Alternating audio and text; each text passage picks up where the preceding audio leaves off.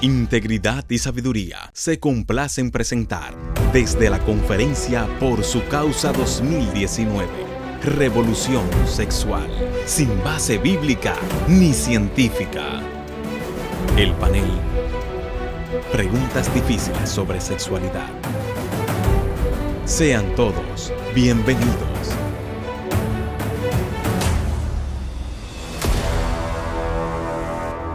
Pues bien, entrando en materia, nosotros queremos, junto al pastor Miguel Núñez y Juan Sánchez, también pastor en los Estados Unidos, en Texas específicamente, en Austin, ¿cierto?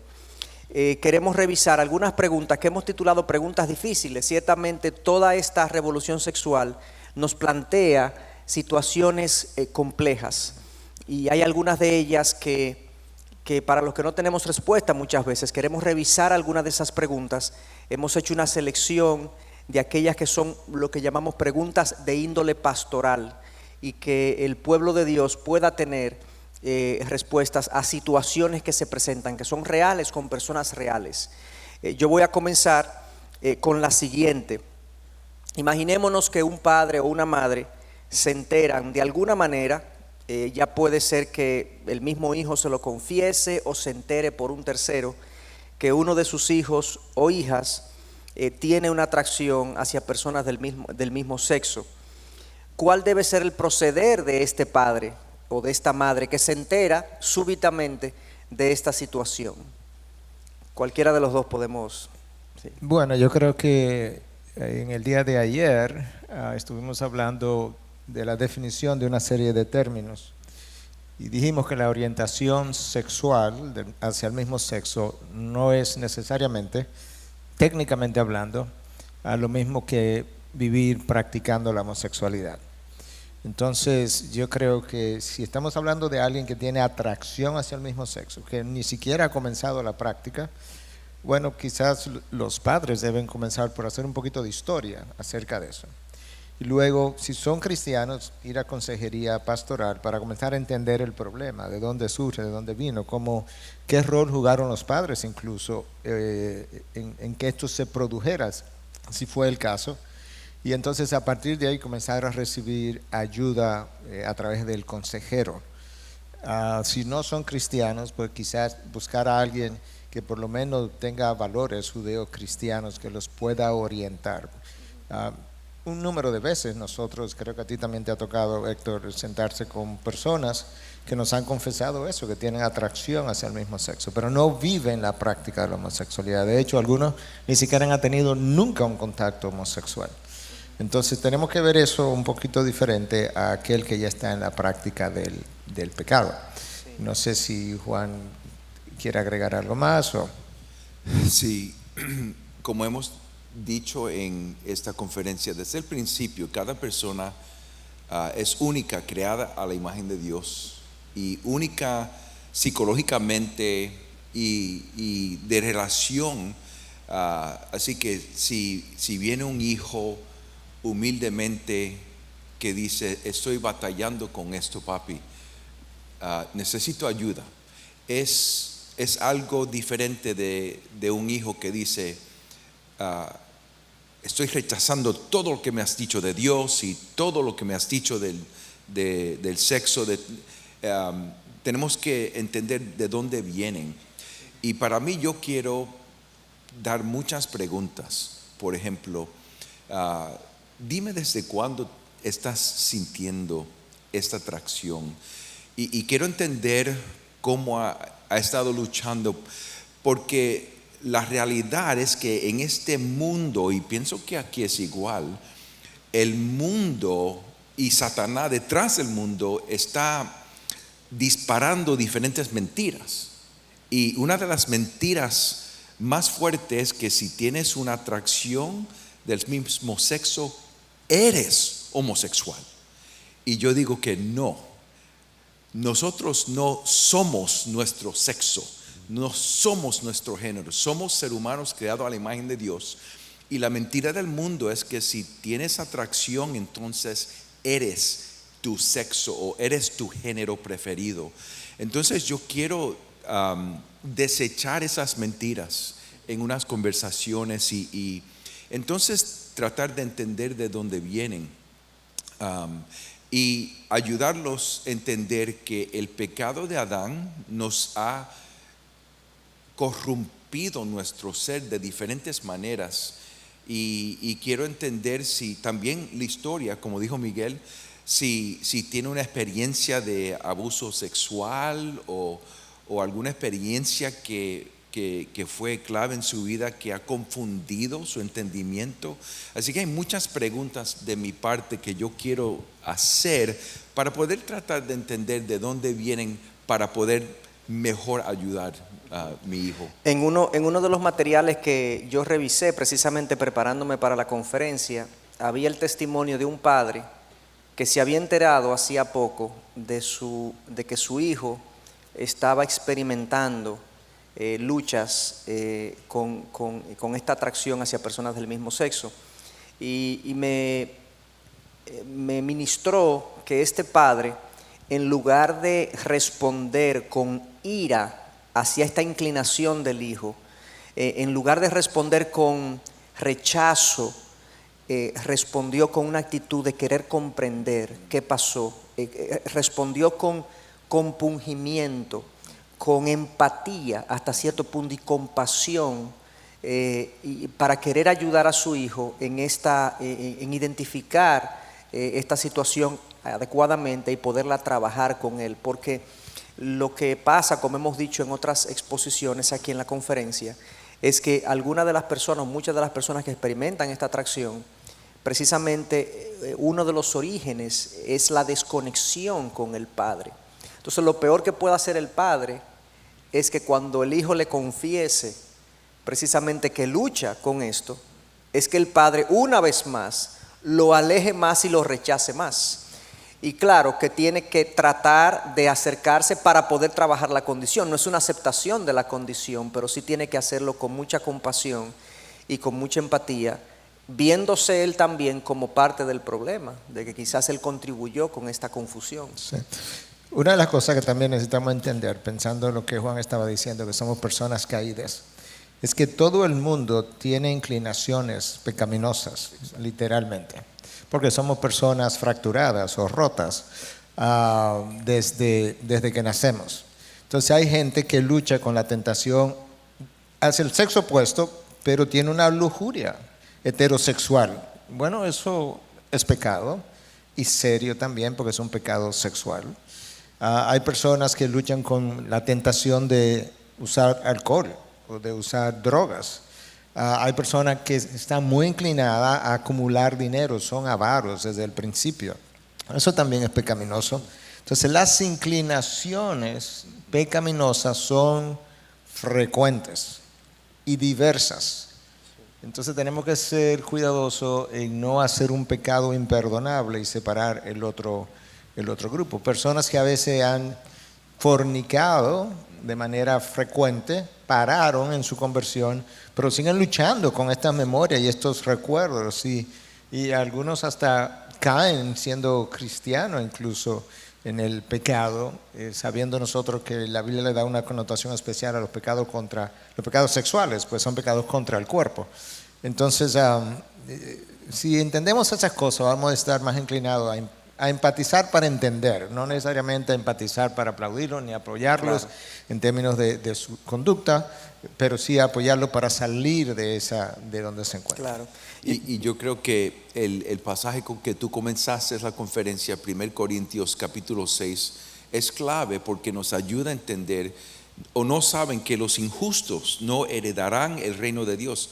No se dejen engañar ni los inmorales, ni los idólatras, ni los adúlteros, ni los afeminados, ni los homosexuales, ni los ladrones, ni los avaros, ni los borrachos, ni los difamadores. Y sigue adelante. Y esto eran algunos. Así que tenemos que dar esperanza. Claro. Pero tenemos también que entender que esa esperanza en Cristo, en el Evangelio, no necesariamente va a quitar la atracción totalmente o siempre va a haber la lucha con esa atracción? Sí. Y ahora estamos viendo algunos hermanos que se nos conocen ahora, que están viviendo una vida de soltería dedicada a Cristo porque tienen esa atracción al mismo sexo, Sí. luchan con Él y entienden que están llamados a la vida. Célibe, al celibato. Sí. Así que lo que yo quisiera decir es que todos estamos rotos sexualmente, todos tenemos, en vez de hablar de una orientación sexual, todos tenemos una orientación pecaminosa. Así es. Y todos necesitamos el mismo evangelio. Así es. De hecho, yo quiero tomar, tú hiciste una afirmación hace un momentito de que algunas personas que luchan con esta atracción hacia personas de su mismo sexo, dicen, bueno, pues yo soy homosexual, y se hacen la pregunta. Yo tenía precisamente esa inquietud. O sea, una persona que esté luchando y que tenga atracción hacia personas de su mismo sexo, incluso que si es en el caso de un varón o de una hembra, puede decir, de hecho me han indicado que yo tengo rasgos afeminados. Una muchacha puede decir también que tiene rasgos masculinos. Esa persona se pregunta quizás, bueno, ¿yo soy entonces homosexual o porque tengo esta atracción hacia personas del mismo sexo o no? Esa es la primera pregunta. Algo que se puede preguntar, y la quiero hacer las tres para que la hablemos. Esta persona dice, pero yo amo al Señor, yo amo al Señor y quiero obedecerle, pero tengo dudas de si esta atracción por ese pasaje me saca del reino de Dios. Sentirme atraído hacia personas del mismo sexo, si me coloca fuera de la gracia de Dios, porque entonces es el pecado homosexual peor que otros. Estas son preguntas que se hace ya la persona que está luchando con esto, no el padre, no la madre, sino la persona que está luchando con esto. O sea, soy homosexual, estoy fuera de la gracia de Dios por estas inclinaciones, y ¿es esto peor que otros pecados? ¿Qué pudiéramos responderle a esa persona?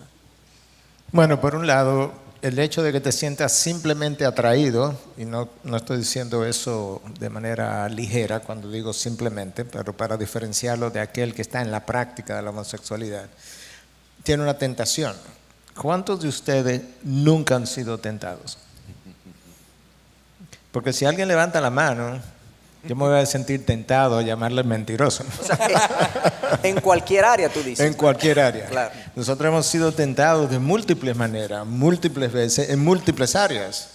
La tentación per se no es el pecado, porque yo puedo tomar la tentación y llevarla cautivo a los pies de Cristo. Y Jesús fue tentado. ¿Perdón? Jesús mismo fue tentado de todas las formas que nosotros somos tentados. O sea que lo que me lleva a la pecaminosidad es cuando yo tomo esa tentación, no la llevo a los pies de Cristo, sino que la llevo a la práctica o la sueño y le doy vuelta en mi mente como Eso es importante. si yo la estuviera practicando en vez de tratar de rechazarla. Entonces, no eres homosexual porque te sientas atraído hacia el mismo sexo. Comienza a ser pecaminoso cuando lo practica o cuando tú tienes estas fantasías en tu mente. Y le das y la entretienes y la atesoras. Exacto. Entonces esa sería la primera parte. La segunda pregunta, ¿es la homosexualidad un pecado peor que otro? Nosotros tenemos que tener cuidado en dos direcciones. Una, es decir, todos los pecados son iguales. No es cierto eso, porque en el Antiguo Testamento habían pecados particulares, no todos sexuales, pero habían pecados particulares que llevaban a la muerte y otros que no. De manera que uno puede ver a lo largo de la Biblia que no. De hecho, la lógica me dice que si yo les digo a ustedes que yo llegué aquí esta mañana a las 7 de la mañana, eso es una mentira. Pero suponte que Juan llega aquí y dice, ¿sabes qué? Yo llegué un poco más tarde porque de camino maté a una gente. Los dos pecamos. Pero no me diga que mi pecado y la persona que él mató, el crimen que acaba de cometer, es exactamente igual. Entonces no hay diferencias de pecados que muchas veces obedecen a diferentes grados de corrupción de mi naturaleza humana y de mi pensamiento. Entonces yo creo que eso es lo primero. Observación número 2, los pecados sexuales son vistos, no simplemente la homosexualidad, son vistos de manera especial en la Biblia, porque son pecados contra el cuerpo. que es el portador de la imagen de Dios, número uno. Y número dos, porque si soy cristiano, yo soy templo del Espíritu. Y estoy pecando contra el templo del Espíritu. De manera que en ese sentido yo quiero agrupar los pecados sexuales: promiscuidad, fornicación, adulterio, homosexualidad, como pecados que la Biblia trata en una categoría especial, precisamente por la connotación que tiene, y que nosotros debiéramos verlo de esa manera. Entonces yo creo que eso responde la pregunta. No es el peor de los pecados, pero tú quieres decir, no es tampoco el imperdonable. Ni es el imperdonable, ni pudiéramos decir es como en una categoría exclusiva. Tampoco yo diría que es una categoría exclusiva, porque no lo es. Sí, estoy de acuerdo con Miguel. Lo voy a tratar de explicar de un punto de vista no diferente, pero en otras palabras, la igualdad del pecado es que la mentira, la homosexualidad, todo nos condena al infierno. Sí. Esa es la igualdad del pecado. Cualquier pecado que estamos condenados por eternidad por un pecado, lo que sea. Ahora, la diferencia, como dijo Miguel, es que somos el templo del Espíritu de Dios. Interesantemente, en el mismo capítulo 6 de 1 Corintios, Pablo está hablando de eso. Y somos el templo del Espíritu, pero tenemos que también entender que somos unidos con Cristo.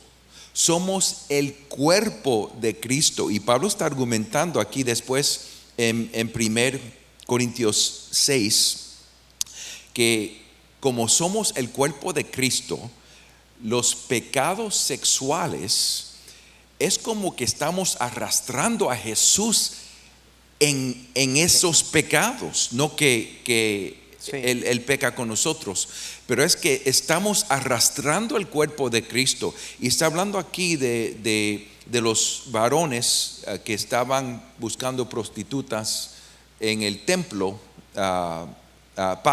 pagano, y está diciendo que somos el cuerpo de Cristo. ¿No saben que sus cuerpos son miembros de Cristo? ¿Tomaré acaso los miembros de Cristo y los haré miembros de una ramera? De ningún modo. Y de esa manera el pecado sexual es único de la manera que estamos pecando en el templo de Cristo, arrastrando a Cristo. Y dice Juan Calvin que no sé cómo se dice en español, el contaminación pasa de una persona a la otra y se hace un solo cuerpo con la prostituta. Así que hay igual en la condenación, pero las implicaciones y las consecuencias es un desastre. Son significativas. De hecho, Juan, tú mencionaste hace un momentito algo que quisiera traerlo a colación nuevamente, y es que una persona que tenga esta atracción por personas de su mismo sexo, sea mujer o sea hombre, y que sepa y entienda y quiera vivir de manera obediente al Señor, pero que esta lucha no se va de su mente, es el celibato o la permanencia como soltero una alternativa bíblica válida para esta persona. Yo quisiera que hablemos un poquito de eso, porque si esta persona nunca llega a desarrollar una atracción sana por el sexo opuesto y por lo tanto no puede establecer una relación sana con otra persona para casarse, entonces ¿cuál es su alternativa de vida, no? Sí. Bueno, por un lado, el celibato definitivamente es una alternativa. No decimos que es una obligación, pero es una alternativa. Y como Juan decía, conocemos personas cristianas, incluso algunos de ellos han escrito hasta libros hablando acerca de ese testimonio, de la decisión que ellos tomaron, y hay videos cortos en internet incluso de algunos de ellos, de la decisión que ellos tomaron de permanecer célibes precisamente por esa atracción hacia el mismo sexo. Pero yo creo que hay grados incluso en cuanto a esa atracción del mismo sexo, porque a mí me ha tocado aconsejar varias personas con ese problema y puedo recordar perfectamente 2 personas que hoy están casadas y con hijos, porque de la misma manera que me confesaron esa atracción, de esa misma forma también me hablaron de dónde estaban en cuanto a su lucha. Y era mucho el terreno que habían ganado positivamente. Sí. Y se sentían más o menos en capacidad de casarse. Lo que sí le pedimos, pero gracias a Dios que en ambos casos lo habían compartido. Yo le dije, tú le has hablado de eso a tu novia, porque yo creo que es justo que la persona con la que yo me fuera a casar sepa de esta lucha, no solamente para que me ayude, sino para que ella entienda también que yo no le escondí nada, y que ella está entrando a una unión que tiene cierto riesgo, pero que yo quiero conquistar, y que ella sepa, yo fui donde el pastor, yo hablé con el pastor y en esta dirección me está llevando, me está orientando. Entonces yo creo que esas son alternativas. Ahora, cuando yo estoy todavía luchando mucho con esa tentación del mismo sexo, yo no creo que ese sea el momento para casarte. Sí. Porque tú vas a entrar en una relación que cuando tú vienes a ver si eso no es conquistado, tú terminas hasta rechazando a tu cónyuge, lo cual ya implicaría un pecado de Sí, otra porque naturaleza. podría pensarse, y algunos de hecho así lo piensan, que el relacionarme con una persona del sexo opuesto me va a sanar, me va a... el desvío que tengo en mi atracción lo va a corregir. Pero lo que se indica es que en general no ocurre así. Yo tengo primero que caminar un camino de sanación y de rectificación de mi atracción para luego establecer una relación sana con una persona del sexo opuesto, ¿cierto? Y yo quiero añadir que la vida como soltero, un cristiano, es una opción no nada más para las personas que tienen atracción al mismo sexo. Pablo en 1 Corintios 7 dice, es una opción para todos cristianos. Ojalá puedan hacerlo. Sí, dice él. dice el versículo 8 de 1 Corintios 7, a los solteros y a las viudas digo que es bueno para ellos si se quedan como yo, no casado.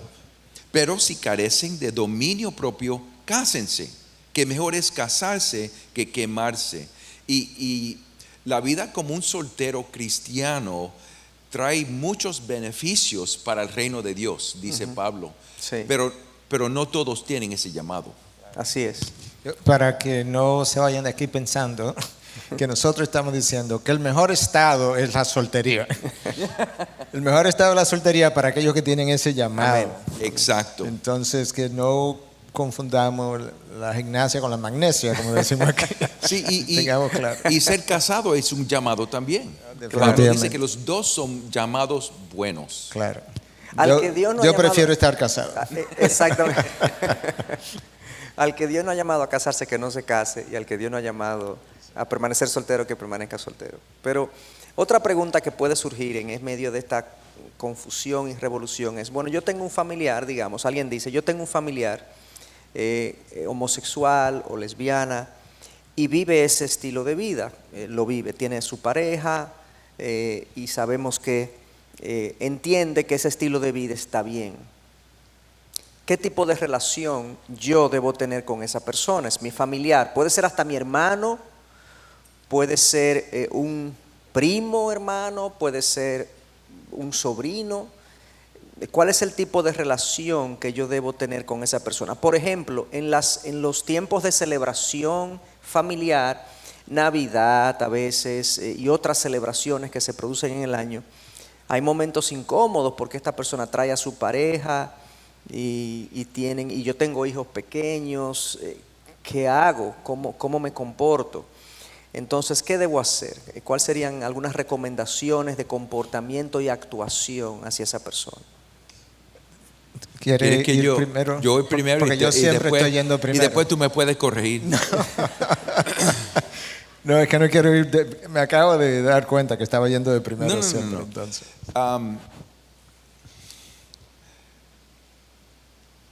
como dijo José lo anoche, somos señales al mundo no creyente. Y soltero o casado somos señales del Evangelio. Y queremos ser sal y luz al mundo no creyente. Y eso incluye los homosexuales. Así que por mi parte, lo que nosotros tratamos de hacer es amar a todos como creado a la imagen de Dios. Invitar a personas a nuestra casa. Tenemos que entender, si tenemos hijos más pequeños, es posible que tenemos que hablar con ellos anteriormente o explicar algunas cosas. Pero lo que no queremos hacer es estar en una situación o en un espacio donde se parece que estamos afirmando su pecado. Por ejemplo, yo no iría a una boda de una pareja homosexual, porque por mi parte es como que estoy participando y afirmando lo que están haciendo. Sí. Pero si tenemos un cumpleaños y estoy bien con el familiar y la pareja estar conmigo, porque estamos tratando de señalar el Evangelio, amar, tratar de que pudieran ver que los cristianos no odian a los homosexuales, que realmente los amamos, pero no afirmamos el pecado. Sí. Y eso es caso por caso, tenemos que pensar en cada situación. Sí. A Katy y a mí nos ha tocado vivir justamente esa experiencia. Entonces te voy a decir lo que hemos hecho. Cuando la persona se iba a casar, le hicimos una carta. Katy escribió la carta porque es del lado de su familia, explicándole por qué no podíamos participar en la boda. Una carta sensible, una carta llena de gracia. Porque yo creo que simplemente ausentarnos de la boda tampoco era como una opción, porque entonces tampoco estábamos explicando la razón, y quién sabe si Dios podía usar la carta de alguna manera. Entonces ahí estaba el Evangelio incluso expuesto en esa carta. Entonces eso es un caso claro y específico. Nosotros hemos llegado a una casa por una celebración donde ellos han estado y nos quedamos para compartir y hacer lo que Juan dice. A donde nosotros, quizá esto sí representa una diferencia en la respuesta, pero donde nosotros no llegamos es a invitarlo a los dos a nuestra casa. Él sabe que él puede venir solo a nuestra casa, precisamente para evitar estar en una situación donde parezca que estoy endosando el estilo de vida y que ellos están igualmente casados como estaría una pareja heterosexual.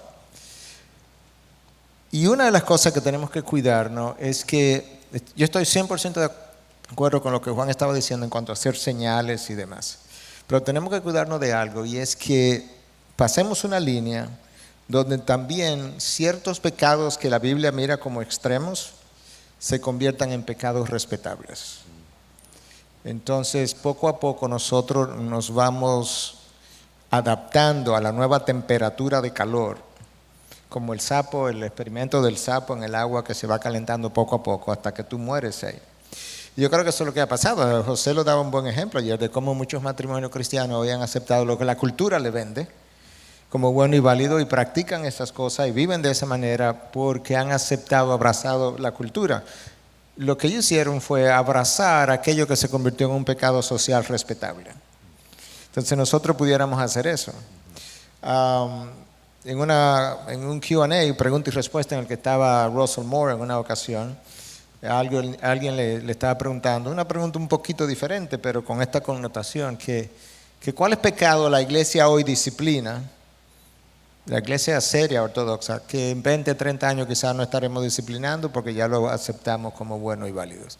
Y yo creo que nosotros podemos pensar hoy pecado que quizás no estamos disciplinando, que hace 20 años, 30 años atrás, si lo pensamos de esa manera, porque hay un acostumbramiento. Entonces esa línea es bien fina y tenemos que ser cuidadosos al caminarla.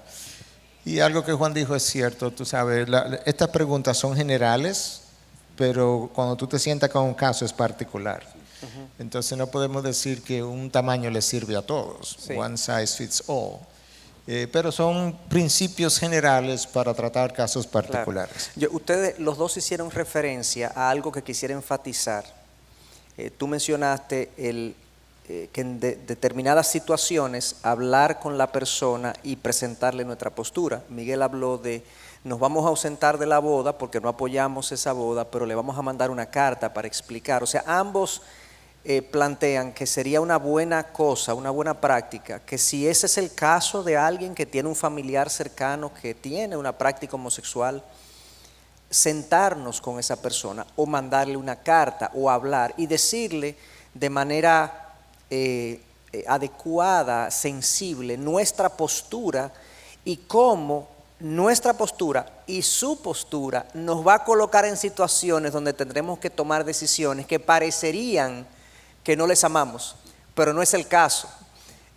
Yo me imagino también que algunas de sus respuestas dependen mucho también de si tenemos hijos pequeños, de si incluso en la misma celebración en la que yo voy a participar y que tú no tendrías problema en participar, si ellos están ahí, no es tu casa, pero ellos están ahí, si tú irías o no con tus niños pequeños a esa celebración, o qué harías, ¿le hablarías a los niños o no los llevarías, por ejemplo?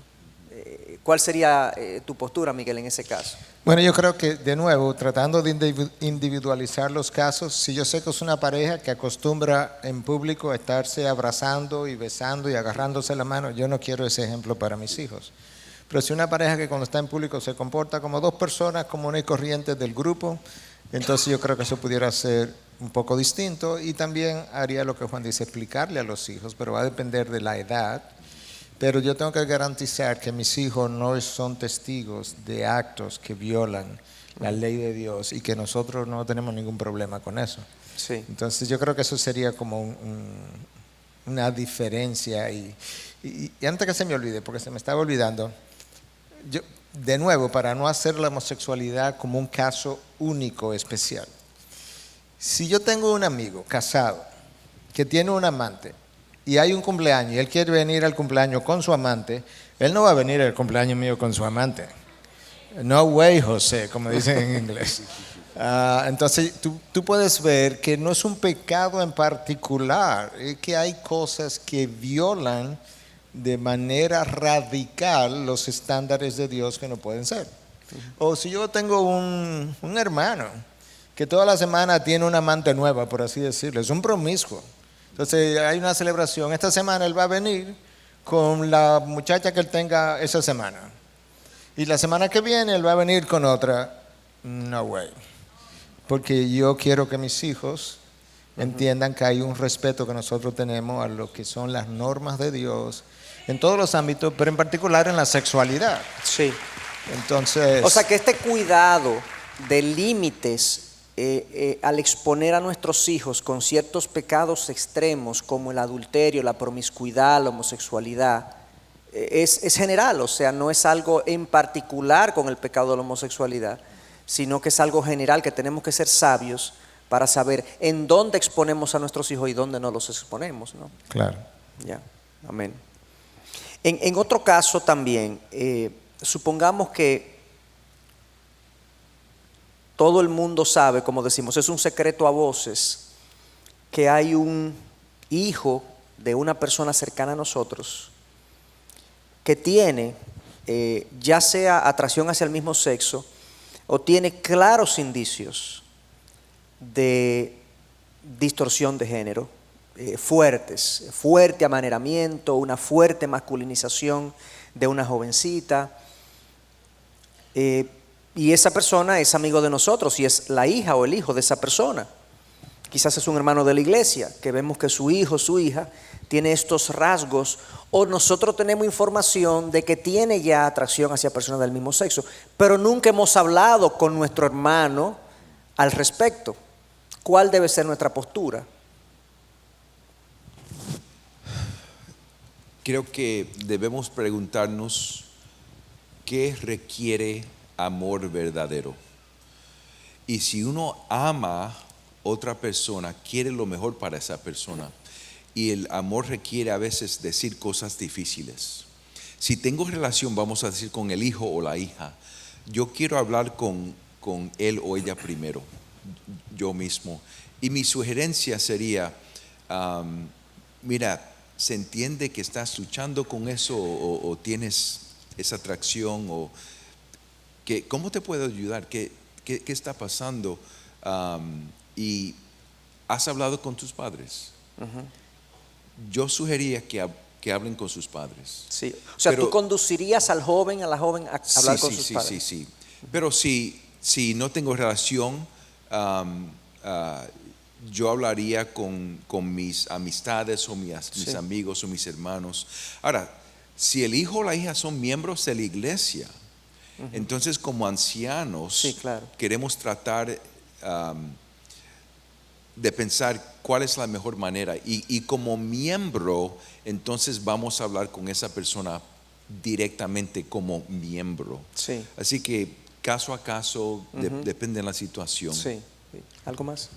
No, yo creo que estoy de acuerdo.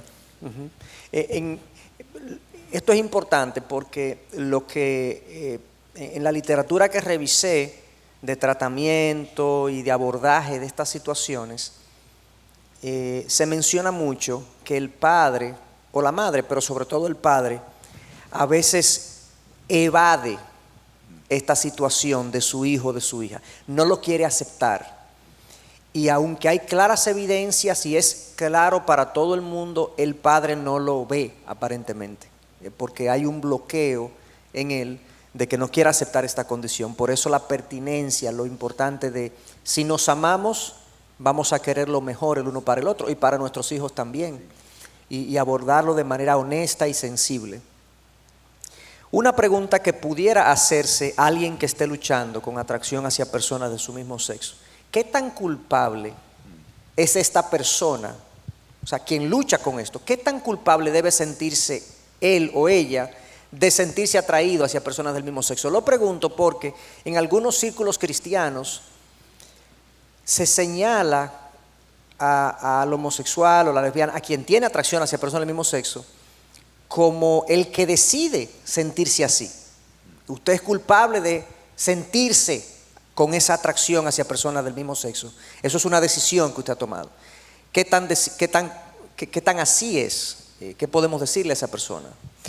Bueno, yo creo que hay una combinación de cosas. No queremos exculpar a ningún ser humano de actos que son claramente pecaminosos. Tampoco queremos decir, si yo tengo una inclinación hacia las drogas, hacia el alcohol, o en este caso una atracción hacia el mismo sexo, yo no tengo ninguna responsabilidad ahí. Entonces tenemos que cuidar ese otro extremo. Al mismo tiempo, como hablamos el primer día, personas que han tenido experiencias sexuales tempranamente, quizás como niños, que fueron sexualizados, que crearon incluso, como dijimos, circuitos que estamos descubriendo ahora, nuevos, neuronales, que como son de placer, esos circuitos son usados de manera preferencial. Él tiene esa lucha, entonces tenemos que reconocer que la lucha es parte de un daño que ha ocurrido, como parte de esta naturaleza caída que los hombres y las mujeres tenemos. Entonces tampoco puedo decirle a esa persona, oye, lo único que tienes que hacer es parar esta noche ya, o sea, mañana tú puedes ya no tener atracción hacia el mismo sexo. No funciona de esa manera. Entonces eso es donde tiene que entrar la parte de la sensibilidad hacia cómo lo voy a manejar, mirándolo hacia el futuro. Entonces ni queremos quitar la responsabilidad que cada uno tiene, porque al final del camino, realmente lo que nos tienta a nosotros es muchas veces o casi siempre es algo que está dentro de mí. Yo siempre pongo un ejemplo tonto. Yo uso reloj porque me es conveniente, pero no necesariamente porque a mí me han gustado los relojes. Entonces, si tú me pones un reloj Cartier ahí, ese reloj a mí no me va a tentar en lo más mínimo, porque para mí me daría lo mismo un Cartier que lo que nosotros llamamos un Carabelita, un reloj de $15. Ahora, si tú quieres tentarme, tú me pones una copa de helado de un sabor que a mí me gusta mucho, y eso a mí me puede tentar, pero eso está dentro de mí. Entonces tampoco queremos sacar, o sea, Jesús manejó la tentación muy diferente a como nosotros la manejamos, justamente porque en mí hay cosas que en él no había. Eso no quiere decir que él no fue tentado, pero no tenía una naturaleza pecadora. Entonces, lo que a mí me tienta está en mi corazón.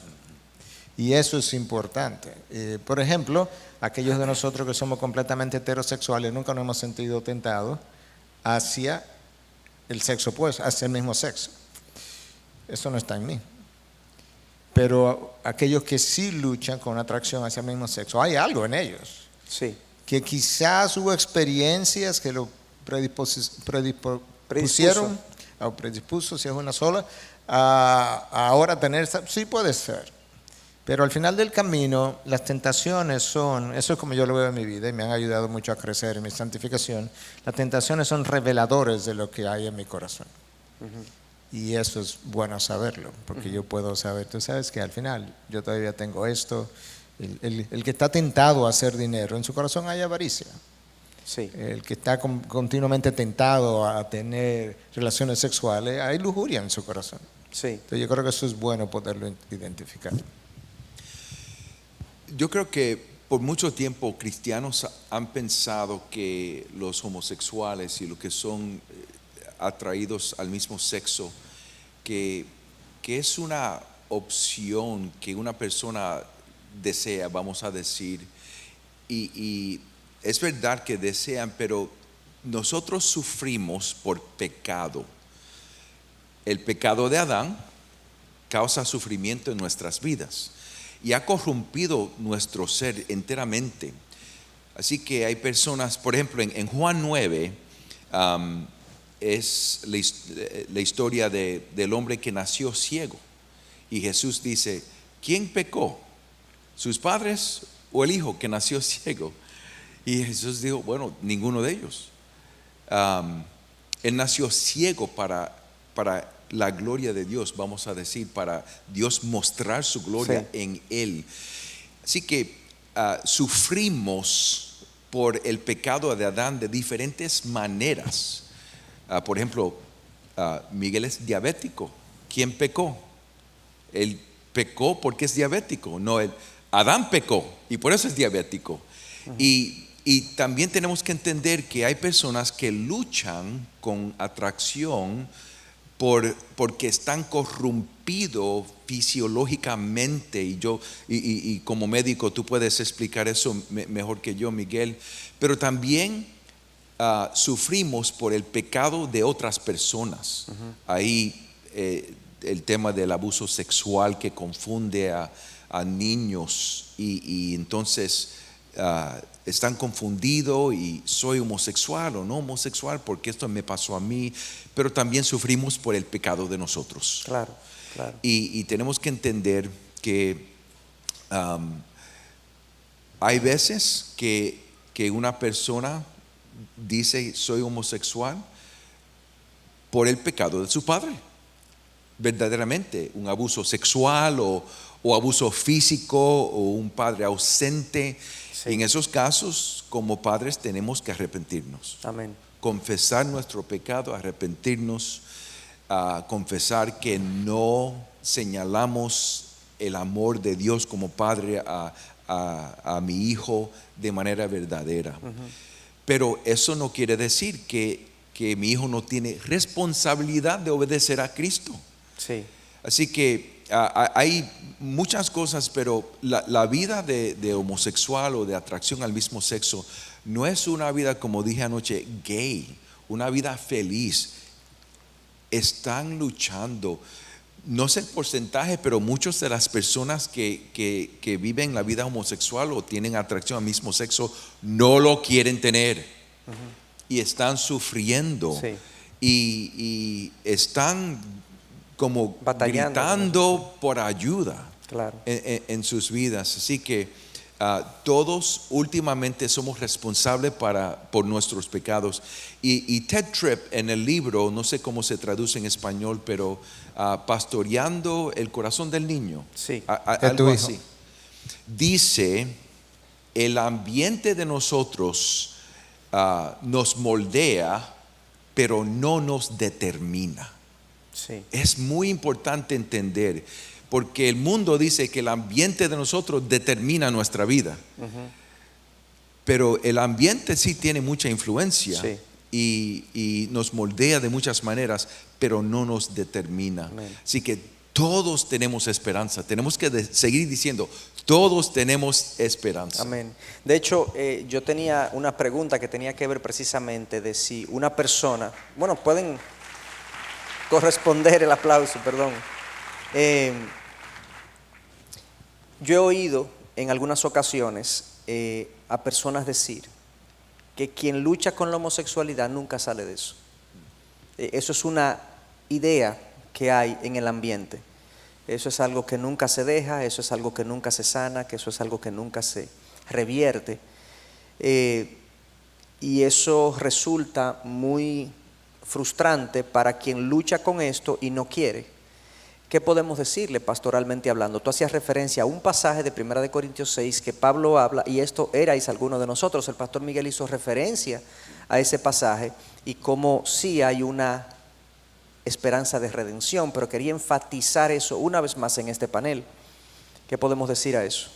Bueno, 1 Corintios 6, 11, y esto eran algunos de ustedes, pero fueron lavados, pero fueron santificados, pero fueron justificados en el nombre del Señor Jesucristo y en el Espíritu de nuestro Dios.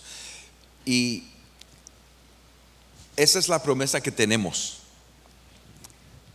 No siempre vamos a batallar con el pecado. No siempre, porque Jesús regresa y nos va a dar cuerpos nuevos y vamos a estar libres del pecado. Amén. Así que aunque la batalla siga el resto de la vida en este cuerpo, tenemos esperanza que estamos esperando a la venida de Jesús, y esto no es para siempre. Amén. Amén. Repíteme la pregunta, por favor. Sí, decía que las personas que experimentan. Ya recuerdo. Sí. Okay. Eso se ha dicho múltiples veces. Comenzando con la Biblia, ya Juan la citó otra vez, ¿verdad? Esto erais algunos de vosotros. Tenemos el aval bíblico, pero nosotros también tenemos experiencia médica y pastoral que contradice eso, porque tenemos ex homosexuales casados y con hijos, incluyendo en nuestra propia iglesia. De manera que ahí está la experiencia confirmando lo que la Biblia anticipaba que era posible. Entonces eso es otra cosa que pudiéramos decir.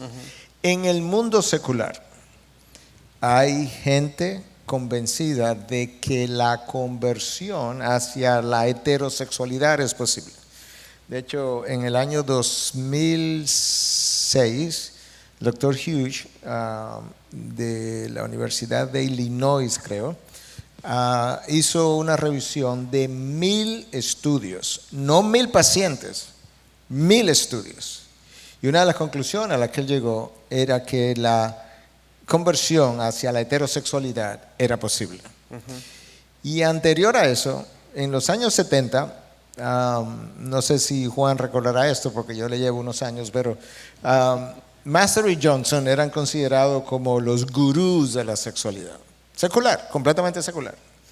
Y ellos afirmaron en el año 1979, en una de sus fuentes escritas, que en su experiencia la conversión de la homosexualidad era posible a la heterosexualidad.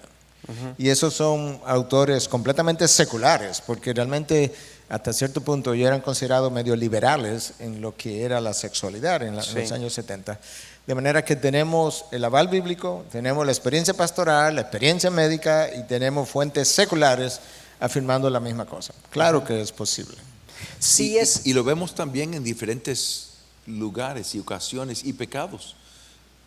Un alcohólico que por la gracia de Dios ya no tiene el sabor para el alcohol, o uno que está en la droga, que el Señor les saque el ánimo, pero no todos son igual, todos tenemos diferentes batallas en diferentes lugares. Médicamente, Miguel, y creo que en uno de los paneles anteriores, tanto tu esposa Katy como tú mencionaron cómo el cerebro hoy en día se entiende que es plástico, hay una neuroplasticidad y por lo tanto las experiencias del pasado hacen tienen una incidencia en la configuración del cerebro. Pero vamos a suponer que una persona haya tenido 20 años de práctica homosexual y de inclinación hacia personas del mismo sexo, es un joven de 30 años quizás, y comienza y decide, yo estoy convencido de que esto es algo que yo lo quiero fuera de mi vida, quizás se convirtió al Señor y quiere eso fuera de su vida, pero neurológicamente, ¿qué es lo que está pasando? Él comienza un proceso de reconfiguración cerebral, médicamente hablando. Cristo puede hacer un milagro y de la noche a la mañana liberar a esa persona totalmente. Amén. Y hemos visto eso incluso. En drogadicción, en alcoholismo, incluso personas en drogadicción y alcoholismo que ni siquiera fueron a un programa de rehabilitación y al otro día estaban limpios, clean, como se dice en inglés. Esos son los menos. O sea, la mayoría, vamos a hablar de alguien que se convierta, ¿verdad?, a Jesucristo. La mayoría sigue luchando con esa debilidad por un tiempo. La manera de explicarlo hoy en día médicamente y neurobiológicamente son los circuitos de que hablamos. De que cuando tú tienes experiencias, buenas y malas, tú formas circuitos. Y esos circuitos, mientras más yo los uso, más grandes se hacen, más se profundizan. Cuando yo me alejo del impulso que creó esos circuitos comienzan a atrofiarse. Entonces, en lo que ellos se van atrofiando, yo tengo esa lucha. Y cada vez la lucha será menos hasta que finalmente el circuito se haya atrofiado completamente y quizás yo quede liberado. Entonces, la razón por la que la gente avanza muchas veces a diferentes velocidades es que hay gente que en su lucha se sigue exponiendo intermitentemente. Sí. Quizá una vez a la semana. Y sigue fortaleciendo los circuitos que debe dejar. Correctamente. Y hay otros que se alejaron totalmente y no han vuelto a ver, ya sea pornografía, ya sea algo homosexual, ya sea lo que sea, o no han vuelto a usar droga nunca. Entonces esas personas progresan más rápidamente. Dos cosas más que se ha visto en los estudios. Uno, mientras más edad tiene la persona cuando toma la decisión, más fácil es que él permanezca en la dirección correcta. Aún estudios mientras más seculares, edad tiene. Mientras más edad tiene. Es como que hay un proceso de madurez que le permite a la persona permanecer limpio de droga, de alcohol, de la homosexualidad, más fácilmente cuando están muy jóvenes, donde todavía tienen estas luchas típicas de las hormonas de los jóvenes y el brío de los jóvenes y la falta de dominio propio de los jóvenes. Entonces, número dos, mientras más deseo tiene la persona de salir de esa condición, mejor el éxito. Pero eso en todo, en droga, en alcohol, en homosexualidad.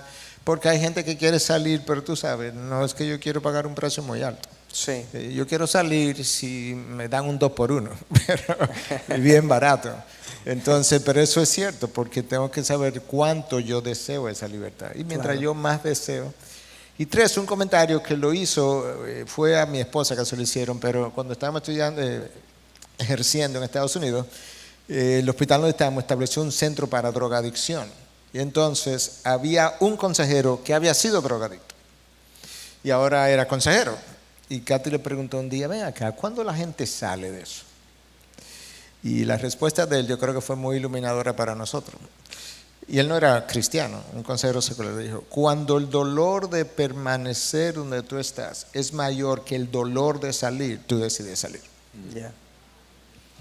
Entonces eso yo creo que fue muy informativo para nosotros. Hay un dolor y a veces es doloroso quedarte. Cuando ese dolor es mayor que el dolor que tú vas a sentir saliendo, entonces tú sales. Claro. Y interesantemente, Miguel, esa ciencia es como recién popular y ahora se está escribiendo en diferentes lugares. Pero la Biblia ya hablando de la mente, dice en Romanos 12:2, y no se adapten a este mundo, sino transfórmense mediante la renovación de su mente. Interesantemente, ese es el proceso para todo cristiano, luchar tentación y pecado. La renovación de la mente es sacar los pensamientos pecaminosos y llenar la mente de la palabra de Dios y de la voluntad de Dios. Es una renovación de la mente. Claro. Siguientemente que tenemos que sacar la mala información del mundo y llenar la información de Dios en la mente. Y eso es el proceso de todo cristiano en todo pecado y en toda tentación. Amén, amén. Ya acercándonos al final, hay algunas preguntas que ya me quedan un par de preguntas, pero alguien que es profesor universitario dice que cada vez más es testigo de personas que tienen atracción hacia el mismo sexo, quizás fuerte amaneramiento también, fuerte masculinización. Ese profesor pregunta si hay algún rol que jugar en él hacia esas personas. Es un profesor cristiano. Él es cristiano y está enseñando en una universidad secular. Si él tiene, pregunta, algún rol que jugar en esas cosas que él ve. Yo creo que la manera de comenzar a responder la pregunta es más general y luego quizá bajar un poco a lo particular. Y José lo hacía alusión a esto. Nosotros somos llamados a ser sal y luz, donde quiera que vamos. Pues en el salón de clase él necesita ser sal y luz. Yo no creo que la manera de llenar un rol importante en ellos es comenzar a dar una charla de homosexualidad en la clase, porque ese no es el lugar.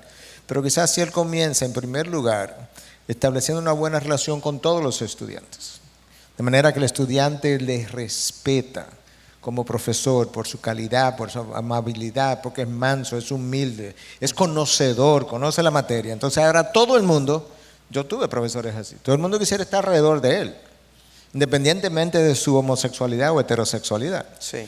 Y luego de manera particular quizás poder buscar la forma de acercarse a esto que tienen esos problemas. Claro. Y entonces a través de una amistad, él tener la oportunidad de compartir el evangelio. Nota como yo dije, a través de una amistad, porque muchas veces lo que el cristiano hace, que ve un pecador X, que él, con un pecado que él considera quizás hasta peor que otros, y entonces lo vuelve un target, una meta. Sí. Y yo aprendí eso de un amigo judío, un médico, que yo me senté con él en la cafetería y no tenía mucha relación todavía con él estaba recién llegado, y yo comienzo como a tratar de testificarle, y él me dice, de repente se para y hace así, me dice, ven acá, lo que tú quieres es convertirme, ¿verdad? Y yo me paré, lo pensé y le dije, bueno, en último caso sí. Y no me acuerdo exactamente qué él me dijo, pero él terminó la conversación. Y ahí yo entendí, es que él se sintió como un tiro al blanco, porque yo no cultivé primero una relación con él. Sin embargo, otro amigo judío, era nefrólogo, me reservo su nombre, yo establecí una relación de amistad con él y tuve múltiples oportunidades de compartir el evangelio. Yo no sé, finalmente él se mudó de estado y todo eso, qué pasó con él, pero cuando él se fue, él tuvo no sé cuántas conversaciones conmigo acerca del evangelio, acerca de los judíos en la Biblia, acerca de cómo nosotros amamos a los judíos.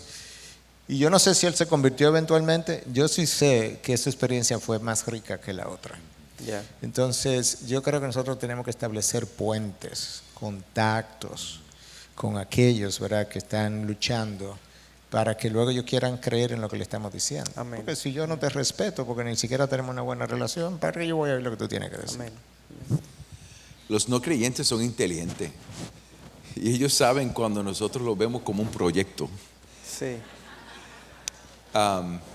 Para mí, no creo que está en español el libro de Rosaria Butterfield, pero es una historia bien bonita de un pastor, y ella era una profesora lesbiana que enseñaba el lesbianismo a través de la literatura, y sugiero que lean la historia de ella, cómo ella vino a conocer el Señor, porque fue una relación de amor.